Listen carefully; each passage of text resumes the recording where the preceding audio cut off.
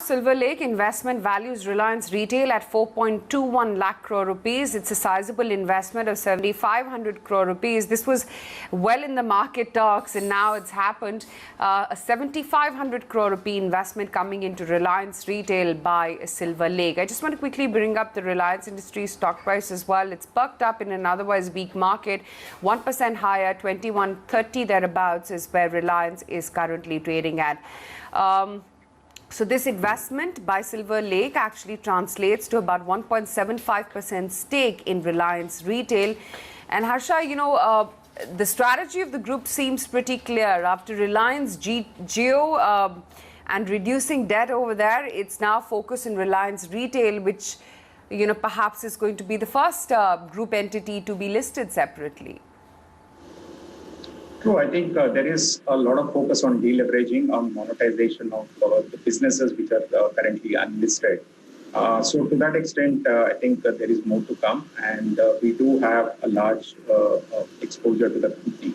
But obviously, we are limited by the SEBI guidelines in terms of not taking an exposure which is equivalent to the weight of the stock in the index. We are limited to 10% of the portfolio in a single stock. So that obviously is a challenge, because in a market which has been so polarized, if you cannot really take an equal weight or an overweight on a stock which you believe is going to outperform, then obviously you have to make that up with some other stocks in some other sector.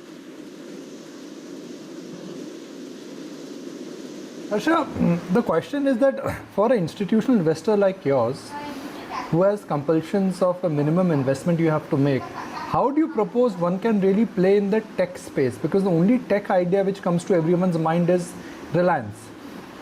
Apart from Reliance, or apart from the bellwether names, what is the best way to perhaps bet on this entire tech transformation which is happening in the world? Well, I think you may not have a direct place where the technology innovations are taking place in Indian listed space, but definitely you could look at the enablers for that transition. So there could be some of these IT services companies which are providing that transition. There could also be business models which are evolving, which are moving towards more towards a digital side. And if market is also moving in that direction, then obviously there is significant growth ahead.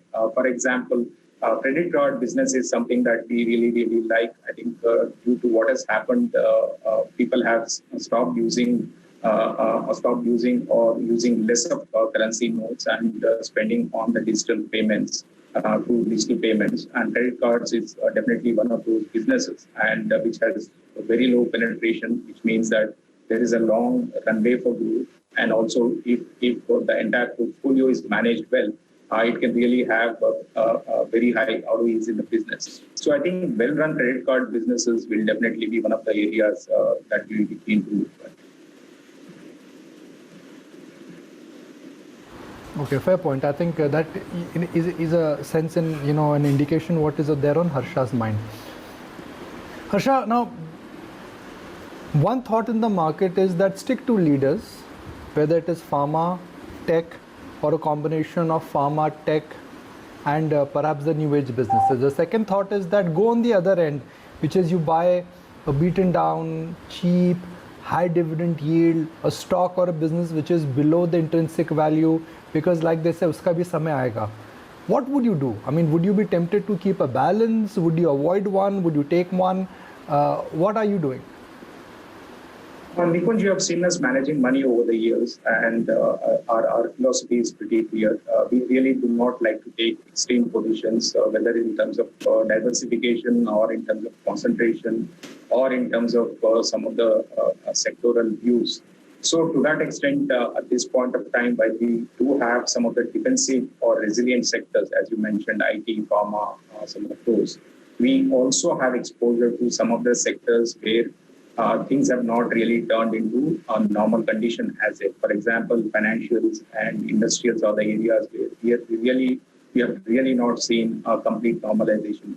But we do believe that there is going to be normalization at some point of time, and the valuations of the companies that we are holding are really reflecting that, and hence we would like to remain within that basket. So clearly, it's a balance between some of the resilient names and some of the names where there can be an upside.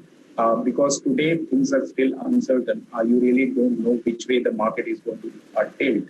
In case the recovery is going to be delayed, then you have to have the stability in the portfolio with resilient sectors in place.